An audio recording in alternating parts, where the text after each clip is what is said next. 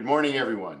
We're joined today by Professor Cristina Sanz, Professor of Spanish and Applied Linguistics, who has directed our intensive and School of Foreign Service Spanish programs, our Barcelona summer program, our Catalan lectureship, and served as chair of our Department of Spanish and Portuguese. And Cristina, I'm so glad you're able to join us today.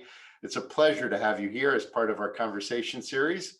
So let's get started. Now, you've published more than 100 articles on bilinguals and on second language acquisition.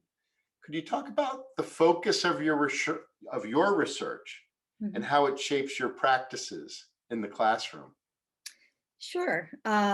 So my interest is in the interaction between internal factors and external factors in second language acquisition bilingualism. So by internal and how they interact either to help the learner or to make his or her life difficult, right? So internal variables or individual differences are things like aptitude and motivation, and then there are, or identity, and then there are external factors such as, how much they are corrected, how much feedback they get. Are they studying in the classroom or are they studying abroad? So context, right? And characteristics of that context. So that has been sorry, I have a dog. That's okay. And so that's my interest. Got it. Thank you. Now, last year, you received an award from the American Association of University Supervisors, Coordinators, and Directors of Language Programs, the Innovation in Language Program Direction Award for Inclusion and Social Justice. And this is in recognition of your exceptional work to strengthen the curriculum of the department's advanced Spanish courses. Can you talk a little bit about the changes you made to that curriculum and how you think revisiting curriculum in this way can help to advance justice in our academic departments? Yeah, I'm sorry that the award it's a mouthful. I think I got it all, though. You may be happy to know that this is the first year that they created this. Is the first time that they give these awards, and there were 2 awards for this category. The other award went to Ahoya, one of our grads, who is now tenure. He just got tenure and is language program director at Michigan, Western Michigan University. Oh. Yes.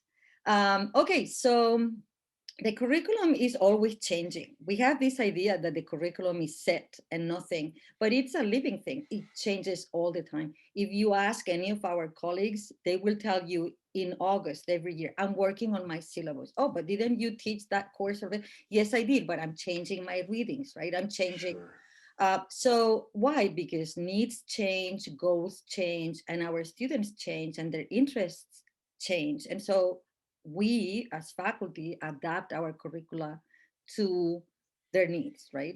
What they need to know to be better citizens or be better workers. Changes can be incremental. So you can decide, for example, well, I realized maybe a student in his or her evaluation mentioned, right, that I don't incorporate enough voices, like female voices, right, into my curriculum. So then you can, like we did, make a concerted effort to say, okay, every podcast and every film that we include in this course is going to be produced by women. So it's going to be, women journalists, women indigenous leaders, women politicians. So it's going to be a female vision of that particular topic, right? That's incremental. And then things like COVID, or maybe a huge change in the language requirements, that they demand a large, important change to the curriculum. So in our case, we had to cancel 2 courses, create a new one. And once we were doing that, we thought, okay, just let's change everything. Right? So we completely reshaped the advanced courses in Spanish. And this was a 3-year project from beginning to end. We run focus groups. We run, surveys for needs analysis. We talk to the deans, who were very helpful. And with that, we came up with topics, and then we built courses around those topics, three topics per course. We made decisions like, okay, each topic is going to bring in both sides of the Atlantic. So if we look at migration, we're going to look at African migration in Spain, also Latin American migration between within Latin America, and then migration from Latin America to the US. The causes and the results, right? And how each area handles the situation. So that's what we did. I brought in, from the pedagogical perspective, new ways of teaching developed in Europe called content-based language instruction, and here in the US, task-based language instruction. And we combined those theoretical approaches to teaching with these needs that grew from the students and the deans to redevelop completely the advanced sequence. The goal is not just to raise awareness of the issues and to raise awareness of the issues that are local, but also global, transatlantic, but also the students always have to produce either a video or a paper proposing solutions to those issues, their own solution to their issues. Beautiful, beautiful. Thank you. Thank you. Now, you've led our Barcelona summer program for many years, and you've studied the study abroad experience and the development of identity and language for students in these contexts. Can you talk a little bit about this research? You want to know about language first or about identity? Language? Okay. Language and then identity. Okay, so about language, even though we've been sending our kids, right, abroad for decades now, assuming that they would all come back, speaking like native speakers, right? Well, it doesn't happen. I mean, it does happen. It does happen. I mean, I've seen it at Georgetown. Sure. But not for everyone. And that's because you need a special individual and you need special circumstances, right? It's the individual and the context that I was talking about at the beginning of our conversation. Yes.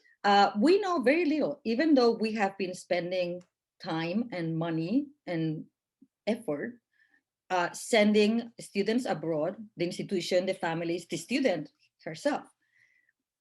We haven't really investigated what happens. So what is it that they learn or they don't? Who learns best? Who does not really benefit from studying abroad, would benefit from something else, a different type of experience? What in the program, what elements of the program really help the learner improve? So really until 2004, we didn't get the first publication on the topic. And since then it's been growing. And so what's interesting to me and to others, and I think that's one of the reasons that that the field is growing, is that we've always studied language development in the classroom. And a study abroad is a completely different context. It's one where the student learns without really thinking too much about the process, right? They're learning in the language. They're not so much learning about the language. And that's a contribution that the study abroad research can make to the field of second language acquisition. Then identity. Yes. Right? Yes. Okay. So identity. In many people, when they think of a study abroad, they still think of, the grand tour, this experience for the 19th century well-off kid, right? The Londoner who was going to Italy and the room with a view kind of experience. And believe it or not, I think that unconsciously researchers have operated since 2004, have operated with that in mind. So our students were all white, they were all middle class, they didn't have any, they all have the same goals, very homogeneous monolingual from monolingual families going to monolingual countries, right? But there are very few places in the world that you can call monolingual now. And as you know, because you know our Georgetown students, many of our students will say that they are monolingual, but when you ask, they will tell, oh, but I understand my mom's Urdu, or my mom and my dad, they speak Farsi, or they speak Mandarin, or they speak Spanish, right? Right, right. So what happens when we realize that we actually have not a monolingual group of students, but a multilingual group of students? Right. And some of them are heritage speakers of Spanish. What happens when you take a bilingual, English-Spanish bilingual, to Spain, but to a city in Spain like Barcelona that is officially bilingual, Catalan and Spanish, but de facto multilingual because there are so many foreigners who are not foreigners anymore. They live there. Well, again, we don't know much about them. We have always assumed, oh, they all want to go to the motherland, these heritage speakers. They all want to speak better because they don't speak well. It's a kind of racist view of heritage learners studying abroad. And I think that needs to be changed. Just like we just found out that they vote differently, right? They don't form a block. Well, they don't form a block when they study abroad. They are all different too. Their goals are different. Right. Thank you. And you also lead our Catalan lectureship. Yes. Can you share a little bit about the history of that program and what makes it so special? Well, anything that is small and exotic is special, right? It started in 1999. I came from Illinois, where there was a lectureship, and then Penn State. There was no lectureship, but they asked me to teach Catalan, and I did. And when I came here, I taught Catalan, but then I also had to teach graduate courses and upper level. And so one of our colleagues in government, they have all these contacts, right? Political contacts. Said, why don't you, look into this? And I went to Barcelona and I asked for a lectureship, and we got a lectureship. And so it's 20 years old now. And what they do is they pay the salary and benefits for a lecturer who teaches 2 to 3 courses per academic year, either Catalan language, Catalan culture, and also organizes a Catalan coffee table and cultural activities that benefit our students, but also the Catalans in the area. There's a substantial number of Catalans working at the IMF, the World Bank, For sure. NIH, and it's great. That's terrific. I'm getting a bit tired, I must confess. It's 20 years doing the same thing. It's too long for me, but we're talking about doing things differently. Okay. But they do want a lectureship at Georgetown. They won't let me say no. They want to be in this city. That's fantastic. Well, we're very lucky to have you in this leadership role. Now, you are a terrific scholar, teacher, and mentor to many of our undergraduate and graduate students. You've received the Dean's Award for Excellence in Undergraduate Teaching, also our President's Award for Distinguished Scholar Teachers. You've been nominated for the Mara Graduate Mentor Award. Could you talk a little bit about your approach to mentorship and how it shapes your scholarship and teaching? What kind of advice are you giving your students during this challenging time? Okay, I'm too old to blush, but I should have.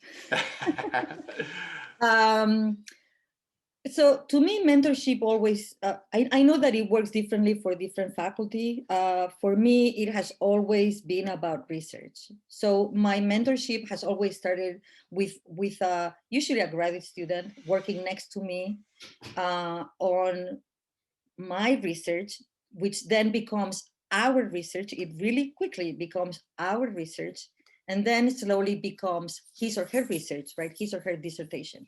Right.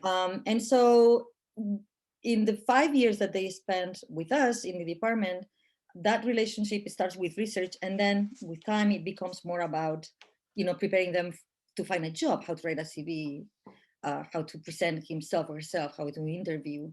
And it's a relationship that continues well into the future. I'm still publishing with a student of mine who's now a full professor.